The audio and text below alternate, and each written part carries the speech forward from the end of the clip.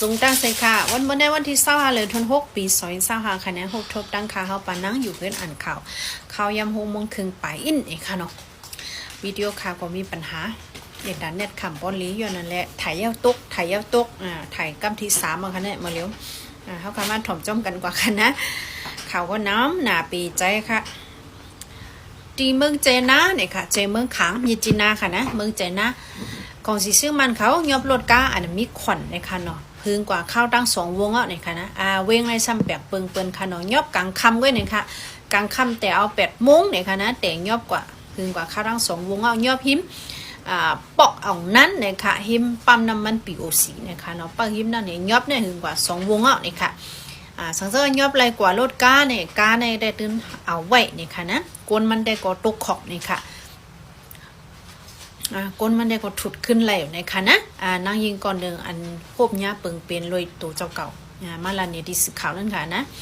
ตัดได้ไรออกมาขึ้นได้ห้าวคานไรก็ถุดเอา30 แสนเนี่ยค่ะว่านะก้นมันแต่นะลดกาได้ก็ซิมไว้ตื่นปันถุดขึ้นเนี่ยค่ะว่าอันนี้ก็โหนึงค่ะน้องมาเร็วเนี่ยลองยอบลดกาเนี่ยมันใจในเมืองไต้เมืองมันไงค่ะนะป้ากว่าใจเมืองค้างเลยค่ะเนาะนี่ก็โหนึงสืบเสียเฮาคามาถ่อมด้วยทางข่าวตีเวียงหนองเขียวย้อนเป็นปังตึกข้าวแห้งแหละ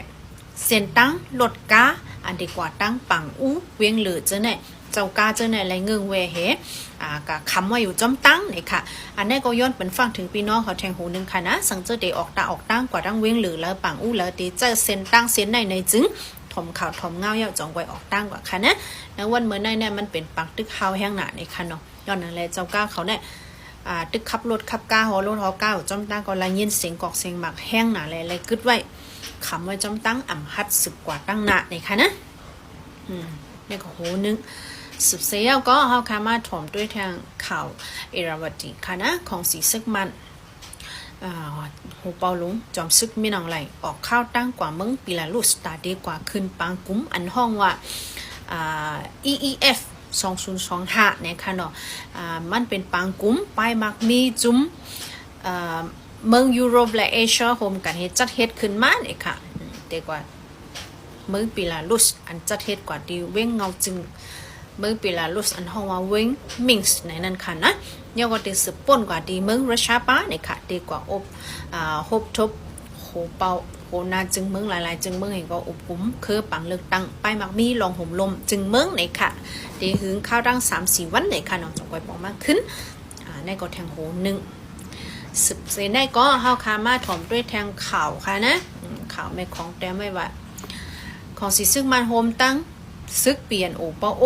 ยอบเอาก้นวันอันมีดีเลียนลิ้นเมืองไต้และเมืองย่างแหลงติดจับกันนั่นไหนค่ะเนาะชื่อห้องว่าวันกุ้งเนี่ยค่ะอันนี้ค่ะล่ามเอาไว้ค่ะนะมันเป็นลิงมันไว้ค่ะค่ะก็ฮู้แลเดี๋ยวอ่านจ้องเสียงมันนะมีหิมวันตื้อใจค่ะเนี่ยค่ะเนาะมีเหนือเส้นตั้ง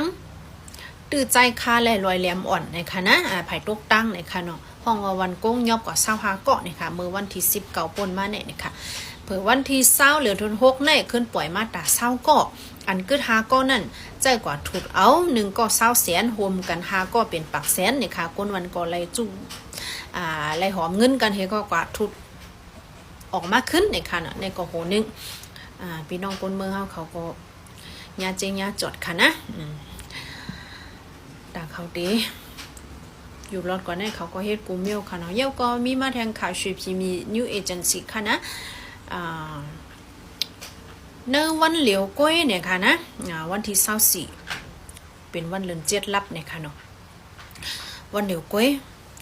ในเมืองไต้ปอดจันเป็นเพปึงกังรถกาแอคซิเดนต์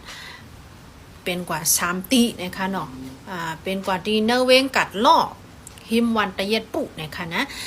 พองข้าวยามกลางคำ8 โมงจึงได้ในคณะรถเครื่องลำหนึ่งกว่าภาษากาลำหนึ่งเนี่ยค่ะรถเครื่องในมีกูเหมาเสาเนี่ยค่ะเนาะเป็นลักไปกันมาเนี่ยค่ะนะลักไปจอมกันมาให้ก็มาเป็นเพกึ่งกังก็เป็นนั่งยิ่งได้ลูกตายกว่าทางตีนะคะผู้ใจได้กว่าเพียวกว่าที่ห้องยาเวียงเป้าเนี่ยค่ะนะอันนี้เป็น กำมันดังสุดค่ะเนาะกำทนสองในเป็นกว่าที่เว้งช่วยหยอกนะคะนะเมื่อไกลในเป็นติกัดหลอกกำในเป็นที่ช่วยหยอกหิมต่องเล่ลงนะคะเนาะหิมหลานกิ๊กต่องเล่ลงพ้องยามกลางค่ำ10 โมงครึ่งนะคะนะรถก้าหมา6 ล้อเนี่ยค่ะทิ้งไรเฮียงมันเหกว่าพาเสก้าหมัก22 ล้ออันกึดไว้หิมคางตั้งเนี่ยค่ะก้าหมัก22 ล้อเนี่ยเป็นก้าต่างไว้หินถ่านนะคะนะฐานหินนะคะเนาะเนี่ยก็มีพลเลยลูกตายนั่นก็ก้อยกาวัดเจ็บนะคะนะเพียวกว่าดีห้องยาเจ้าจำทุนเวียงตนตีนะคะเยาก็มีมาแทงกำที่3ค่ะนะมี3กำค่ะเมื่อวานเนี่ยเป็นเนื้อเวียงตนตีกำเดียวค่ะเป็นกว่าดีอันเนาเมียวปัดลั่นนะคะเนาะเส้นตั้งเล็บเว้นตั้งตกหิมกัดเจ้าจำทุนนะคะเนาะพ้องยาม6 ค่ำ6 โมงเจอไหนนะคะรถเครื่องลำหนึ่งกว่าพาเซอร์ต้อยก้าหนังเก่าค่ะนะรถก้าอันต้อยกันไว้นะคะนะ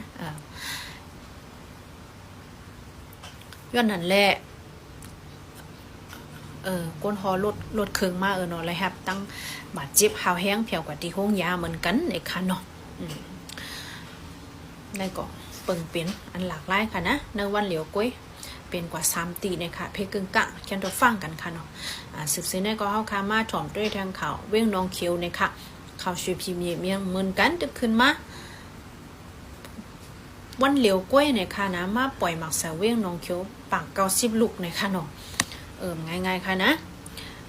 วันอันเจอเป็นวันน้ำน้องและปังกงช่วยตุ้นมาคีนูลงจำกุ้งสาไม่ตี30เจ้าไหนนะคะนะ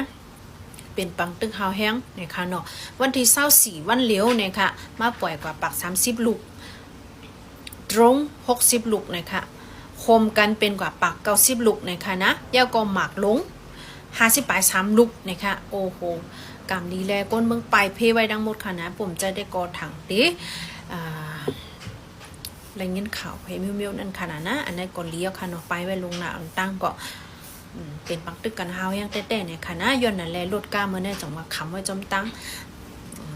เอาจะจอยค่ะเนาะให้รถเพกกันค่ะนะสังเกตว่าตึกมีคนเมืองอยู่ก็ป่มมีก็เมือง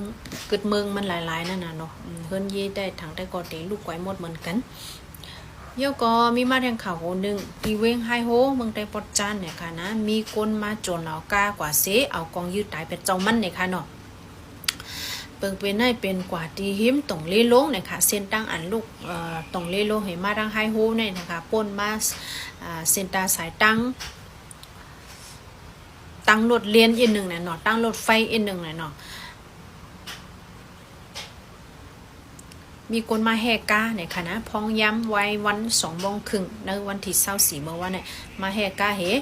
เอากองยืดตายเจ้ากาลากตกเจ้ากาลงกาก็ฮอกาแอนปลายนั่นขนาดนะถูกยื้อกว่าดังกอง6 กำเนี่ยค่ะตายทางตีเนี่ยค่ะเนาะก้นลูกตายก่อนนี่เป็นก้นอันอยู่ในเวงเอตายานะคะนะในปอกหานะคะอยู่ในมิวติยาเกวดชื่อห้องว่าฉันเมนตันอายุถึงมี23 ปีกว่านะคะเนาะลูกดีเฮือนเนี่ยก็ออกกว่าดีกว่าเวงเป้ากำนึงเนี่ยก็ออกกว่าค่ะนะตั้งหมายรถไว้ GNC เขต3 เขตทับ6 3 โตเก่า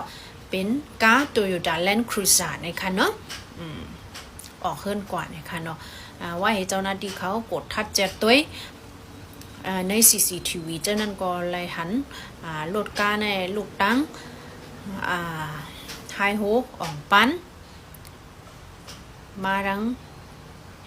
กว่าดังเส้นดังสีกิบนะคะเนาะกว่าเวียงสีกิบนะคะไฮกว่าดังปุ่นเมื่อเลี้ยวตึกจอมหา